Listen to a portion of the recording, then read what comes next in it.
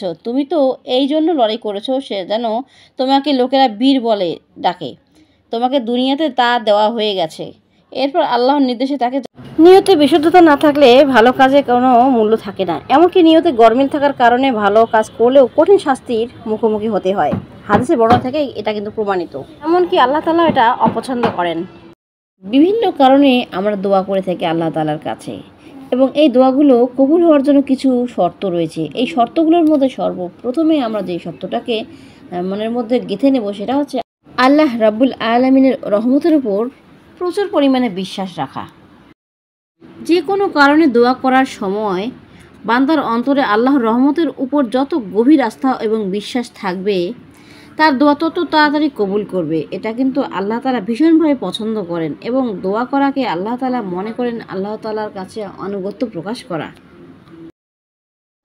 যে কোনো দোয়া করার সময় মনোযোগ যদি কম থাকে সেক্ষেত্রে দোয়াটা কবুল হওয়ার চান্স খুবই কম থাকে।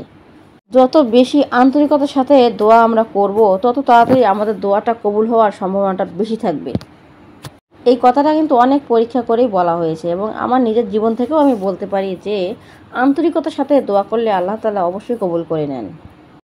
প্রিয় ভাই বোনেরা, প্রয়োজনে একটা কুকুরের উপকার করুন, কিন্তু মানুষের উপকার করবেন না। কুকুরের উপকার করবেন, সারা রাত ভর্তি আপনার বাড়িটাকে পাহারা দিবে, কিন্তু মানুষের উপকার করবেন সবার আগে আপনাকে করবে কি জানেন? সবার আগে আপনাকে বড় বাসটা উপহার দেবে। নিজের জীবনের অভিজ্ঞতা থেকে বলছি, হে বিশ্বাসীগণ, তোমরা আল্লাহকে যথাযথ ভয় করো। সূরা আলে ইমরানের আয়াত 102। এই আয়াতে আল্লাহ তাআলা আল্লাহ ভীতি ও সংযমশীলতা বিষয়ে সুন্দরভাবে বর্ণনা করে দিয়েছেন।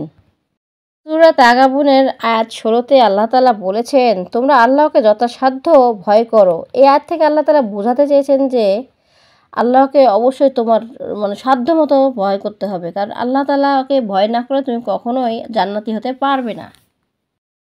হে ঈমানদারগণ, আল্লাহকে ভয় করো এবং সঠিক কথা বলো। সূরা আযহাব আয়াত ৭৬-এ আল্লাহ তাআলা নিজেই কথাটি বলে দিয়েছেন।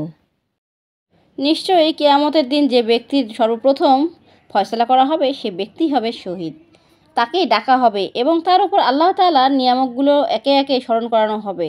এরপর জিজ্ঞেস করা হবে, তুমি কি এসব নিয়ামক ভোগ করেছিলে? সে স্বীকার করে নেবে, বলবে, হ্যাঁ, এসব নিয়ামক আমি ভোগ করেছি। তখন আল্লাহ বলবে, ওই সব নিয়ামকের শুকরিয়া তুমি কি আমল করেছো? সে বলবে, আমি আপনার রাস্তায় লড়াই করে শাহাদাত বরণ করেছি। আল্লাহ বলবেন, তুমি মিথ্যা বলছো। তুমি তো এই জন্য লড়াই করেছো সে যেন তোমাকে লোকেরা বীর বলে ডাকে। তোমাকে দুনিয়াতে তা দেওয়া হয়ে গেছে।